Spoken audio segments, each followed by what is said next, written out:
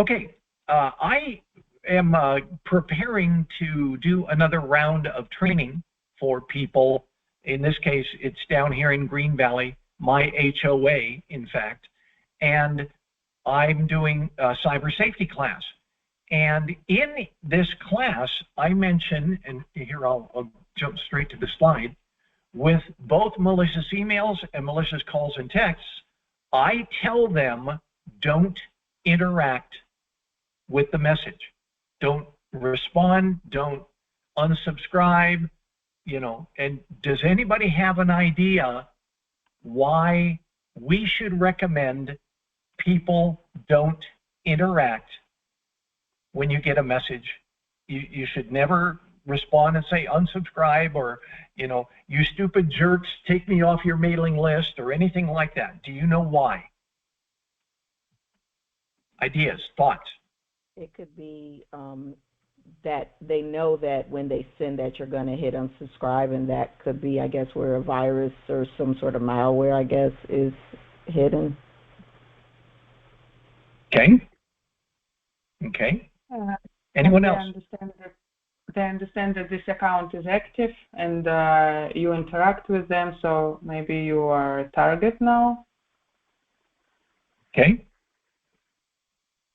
All right. You're all in the right area, but I just wanted to bring something to your attention. Anyone else want to unmute and share your thoughts on why we should advise people to not interact when they receive these? Okay, well, we're all going to learn. These spammers and scammers buy their emails or text numbers from each other. And they basically have 3 different levels. Each one has a higher verification and costs more. If you buy 1 million email addresses, you could have 400,000 of them be dead mailboxes. But you got 1 million email addresses to send your spam to. But if it is a verified address or number, in other words, it's current, that costs more. And then the third level, the highest level, the most expensive level, is an address or a number where there's a human being willing to interact with you. And they charge more for that. So it's almost a conclusion you can draw that if somebody responds, even if they respond cursing and yelling and saying bad things about their mom or whatever, they have now moved from a verified number to a number that is willing to interact, and they're going to sell it to their 20 best friends because they get more money for that. So the most important thing to do is remember, and this is what you recommend to the people around you, don't interact. You do all the stuff from your side. You can do your block sender. You can do your forward to spam. You can do your report to the FTC. You can mark it as spam in your mailbox, etc. Just don't reply. Make sense? It's something you don't see, but they do with your numbers and email addresses. So, and I've seen people do it. They're sort of like, get me off this mailing list. You can almost guarantee that they're going to next be on 5 mailing lists because they replied. Okay? So just something to think about. Go ahead. Okay. So I understand your point. We don't have to click on the link, but in the spam mail, we are getting so many emails and it is not related to us. If I don't unsubscribe the email in the same address, I am keep getting every day 3 emails. In the next day, there is a different company gives the advertisement. So what is the permanent solution? All the time this spam folder is full. If you delete, it is still coming. I understand. It is annoying. Yep. That is something that we, in fact, thank you for asking that, Harminder.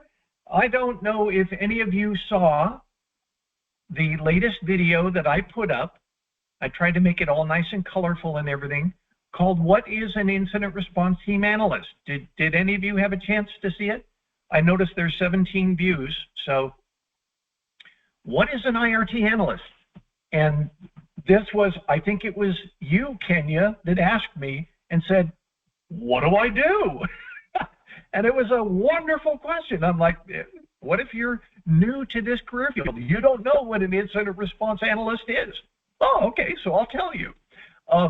But the thing about being an incident response analyst is you could be performing a dual role. Let me pull up my thing here, where you are you are reporting false negatives, which helps to tune those mail filters so that they get smarter and they won't allow that type of message in again to your mail system. So that's number one. You report false negatives. That helps the mail filters get smarter. And then in addition, you report fraudulent activity to Amazon, Federal Trade Commission, or whatever, so they can help put these people in jail. Our goal in all this, it's not perfect. Harminder, you asked for the permanent solution. There is no permanent solution. Every time we get smarter, the bad guys get a little smarter too. But we have to realize that doing nothing, it means that they're going to continually advance and stuff's going to get worse and worse and worse. So I choose to fight back, and I do it by helping to tune the mail filters by reporting I do my reporting to Talos Intelligence, where I mark a website as being a spam website or a scam website that says, well, one is like SiriusXM. Your SiriusXM subscription has expired. Click here. And you go to it, and it looks just like a SiriusXM website, but then you look at the URL, and it says, some nursery or something like that. Well, that's not Sirius. That is a compromised website that someone's using to try and get your information. So I report that so that, in my case, Cisco will mark that site as being questionable or even malicious. And they won't do that if you don't report it. So I feel inclined to help everyone.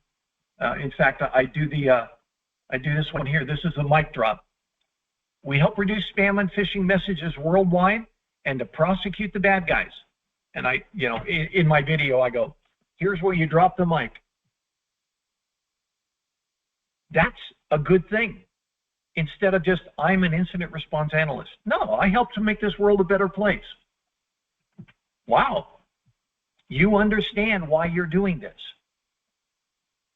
Make sense? So, Harminder, in reference to the unsubscribe, the issue is if it's coming from a malicious site, let's say somebody who is sending messages to you because they want to steal money from you, steal your credentials or whatever, and you click to unsubscribe, they are not going to unsubscribe you.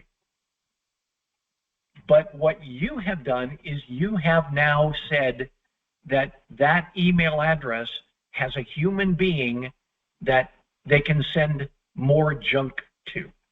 So when you look at your email, right up at the top, there's normally or sometimes a link right at the top of the email that says unsubscribe.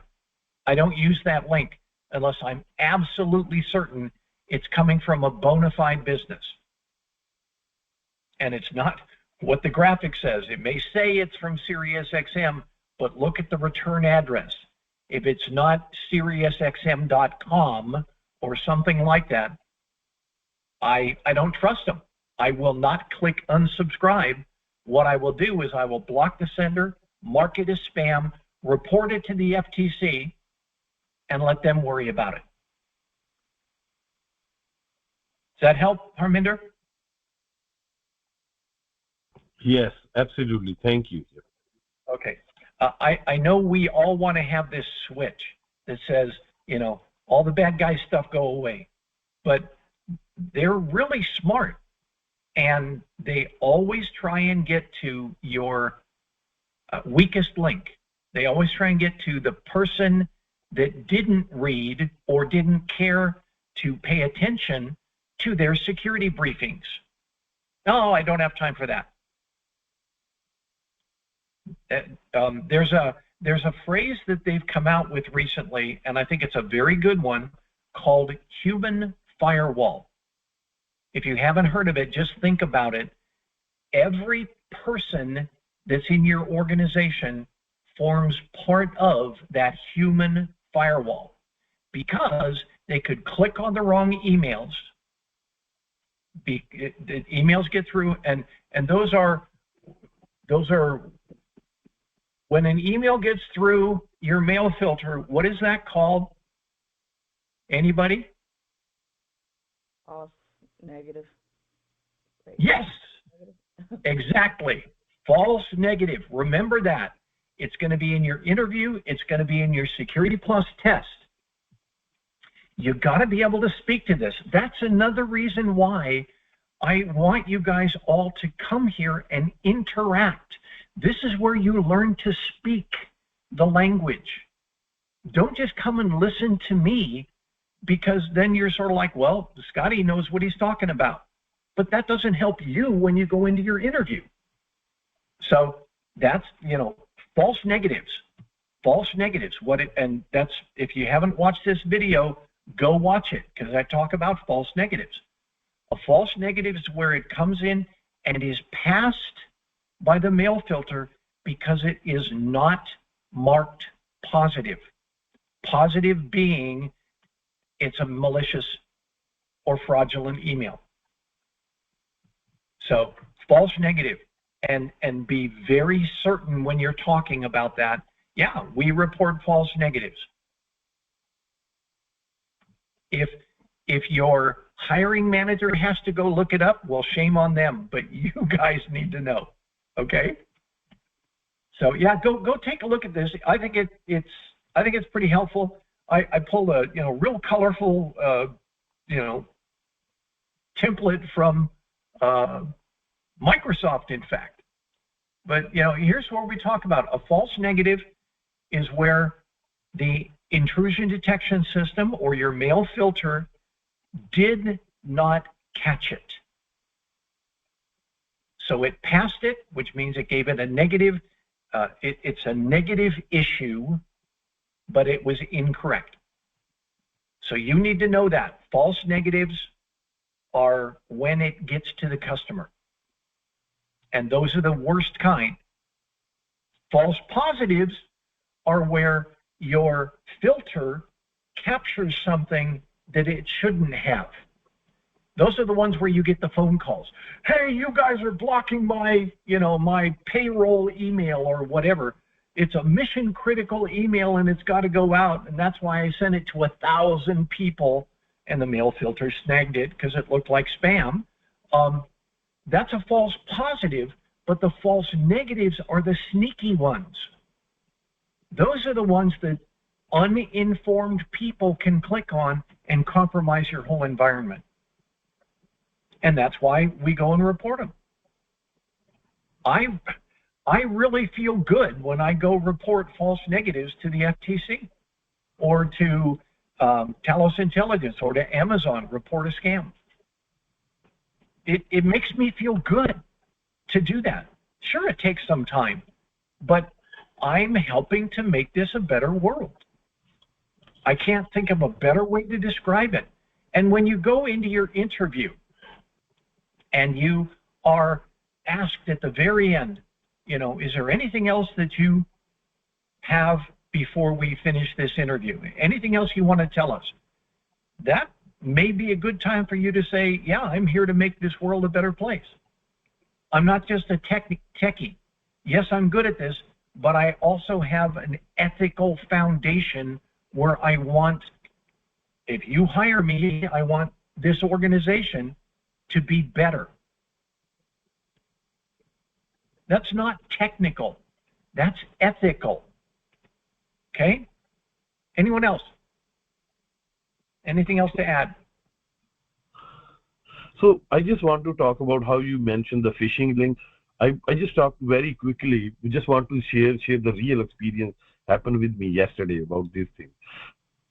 So okay, how you mentioned. So I just got a call yesterday, 11 o'clock at my work. One senior surgeon doctor got the email, and he's just checking the randomly checking the email on his phone, and he just click on the phishing link, and he's very nervous. He want to inform me. By mistake, I click on the phishing link on my phone. I am alerting you. I don't want because of me somebody hack the organization. Because I clicked. So I said, okay, I understand that. So what we did, we just changed his password. I think this is not happen to click the organization because we have a firewall, we have a security team, we have all the security parameters in our organization. Maybe it affect your personal account because you click on the phishing email. Sometimes this phishing email sent by our security teams time to time see that how the senior surgeon doctor and how these people are attentive before clicking the email how they think.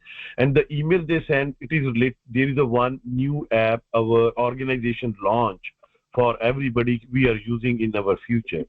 So I have a question for you. If somebody click the phishing link or anything, does it happen to hack the organization or it only affects the person who clicked the phishing link on his account?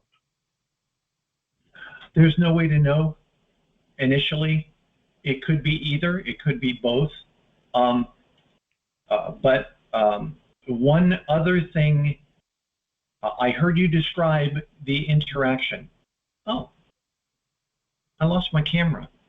Can you guys see me? No. No. Well then, lost my camera. There we go. Okay, thank you.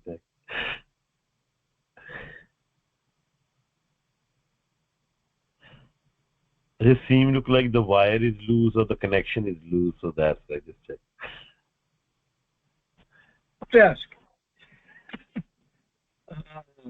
Okay, it says I have to restart the application, but I'm not going to do that. So yeah, it doesn't like my USB drive for whatever the reason, or my USB camera. So here's something for you to think about, Harminder, specifically what you just described. You might go take a look at the MGM compromise that occurred this last year. MGM lost something like $10 million in a social engineering attack where somebody called the help desk and said, I'm a customer, and the help desk walked them through a password change, and they walked the wrong person through a password change and gave the bad guys access to the network. If somebody calls and says, hi, I'm Dr. XYZ, how do you verify it's Dr. XYZ? You know, this group went out on LinkedIn and researched this. I think it was MGM Casino, researched the casino and found people who were employees of that casino who listed it in their LinkedIn profiles, and then got the phone number to call the help desk and said, hi, I'm this person.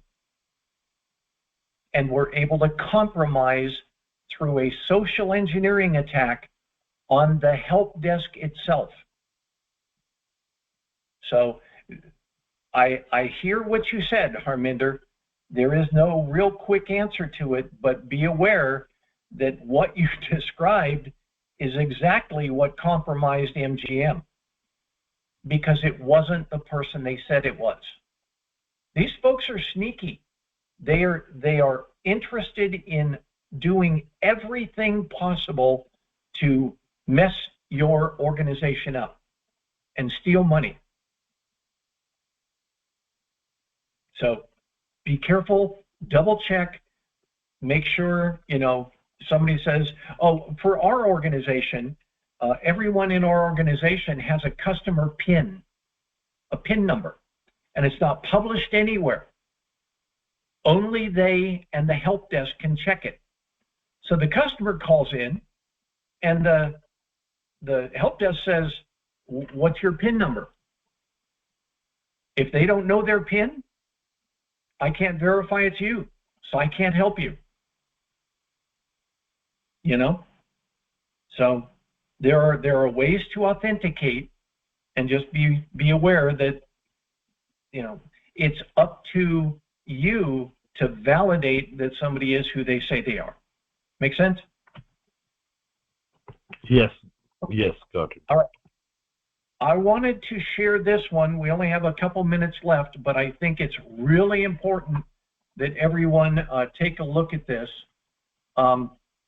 This is just in the last week or so.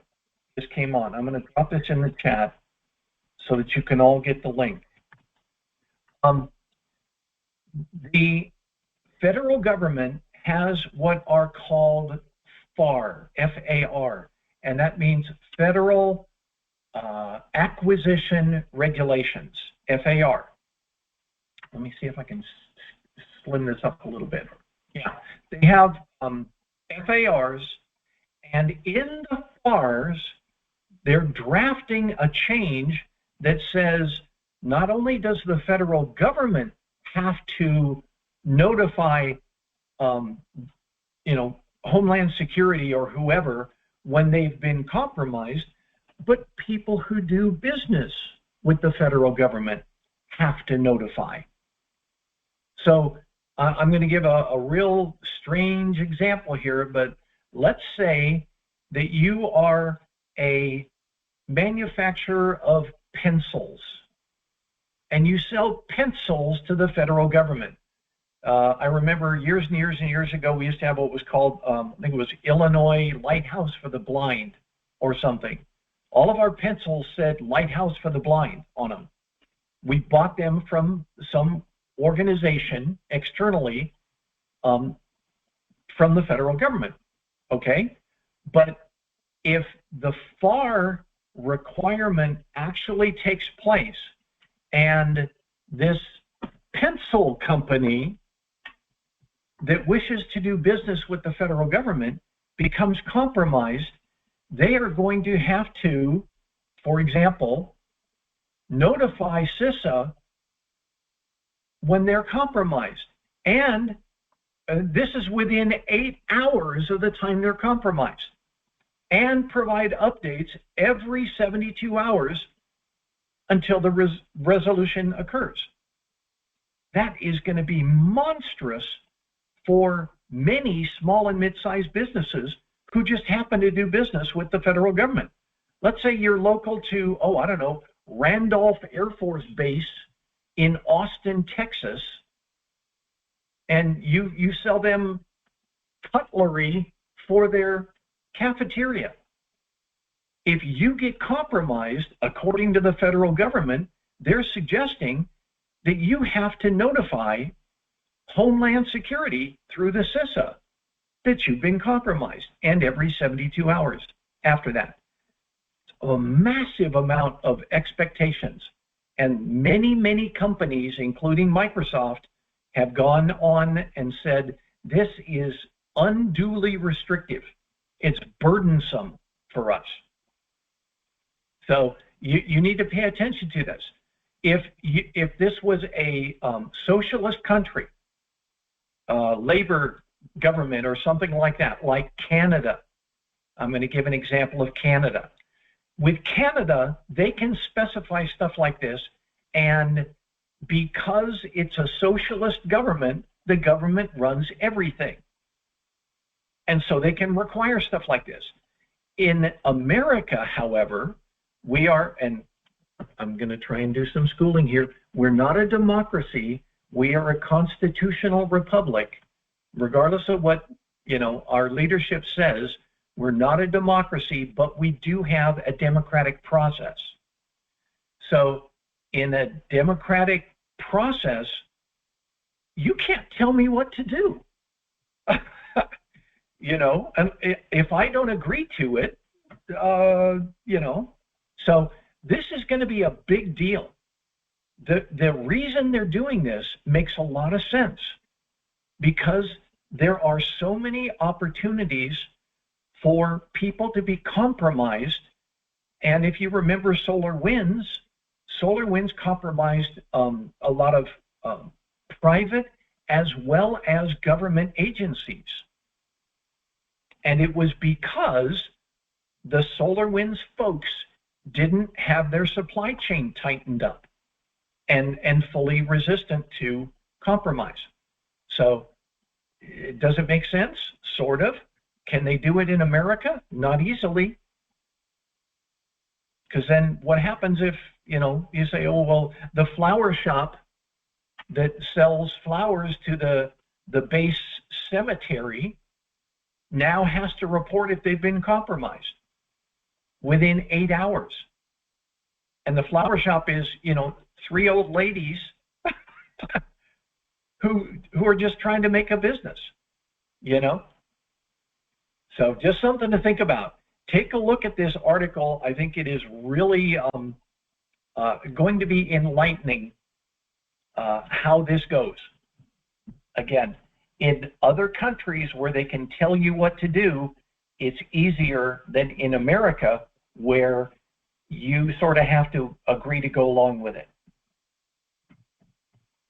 Any comments? That was the last thing I had for today. Any other comments? Okay. Thank you, everybody. I hope we had a good session today. And we will be talking, I'm sure. Sorry, my camera died, but I'm waving. Thank you. Yeah, y'all have a great weekend. Yeah, thank you. This is technology.